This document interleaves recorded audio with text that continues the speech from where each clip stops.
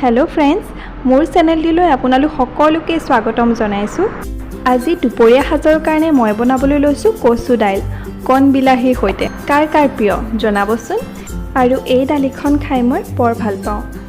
বলক তেতিয়া হলে আজি কচু শাকৰ আঞ্জাখন বনোৱা আৰম্ভ কৰো। আৰু এই কচুখিনি মই ভালকৈ ধুই প্ৰায় আধা ঘণ্টামান সময় পানীত তিয়াই ৰাখিছিলো।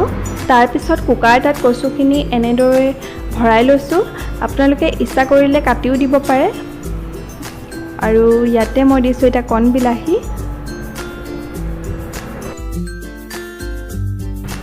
আৰু দুমুঠিমান মচুৰ দাইল দিছো। মচুৰ দাইল আৰু মগু দাইল দুটা মিক্স আছে। এনেকৈ মচুৰ দাইল দিলে খুব ভাল লাগে আঞ্জাখন খাই।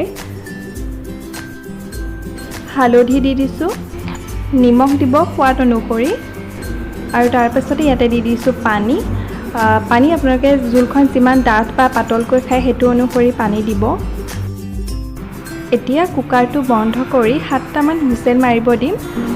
7-8টামান হুইচেল মাৰিলে ধুনীয়াকৈ কচুখিনি সিজি যায়। দৰকাৰ হ'লে আৰু দিব পাৰে।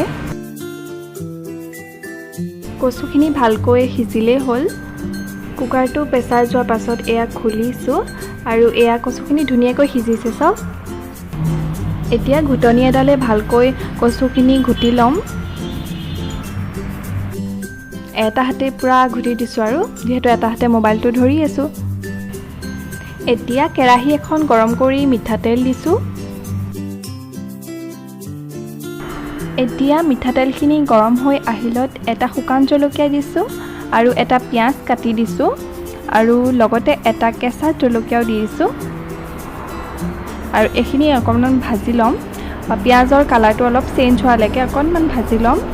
তাৰপাছতে ইয়াতে আদা নহৰু খুন্দি লোৱা দিছোঁ। আদা নহৰুখিনিও এতিয়া অকণমান দেৰি ভাজি ল'ম। আদা নহৰু কেঁচা গোন্ধটো যোৱালৈকে অকণমান দেৰি ভাজি ল'ম। আৰু ইয়াতে আপোনালোকে অকণমান জালুকৰ গুড়িও দিব পাৰে, মই নাই দিয়া। এতিয়া এয়া ভজা হৈ গ'ল। এতিয়া ইয়াতে সিজাই থোৱা কচুখিনি দি দিম।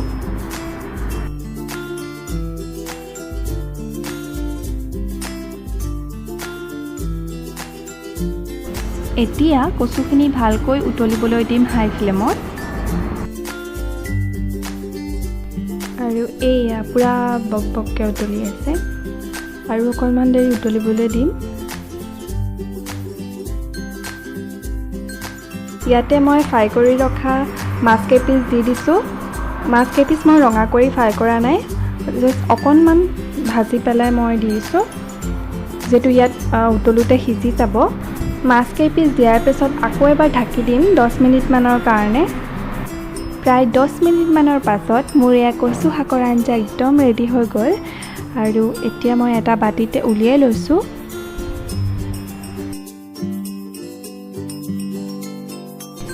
যদি ৰেচিপিটো ভাল লাগিলে এটা লাইক কৰিব, শ্বেয়াৰ কৰিব, লগতে মোৰ চেনেলটো ছাবস্ক্ৰাইব কৰি দিব।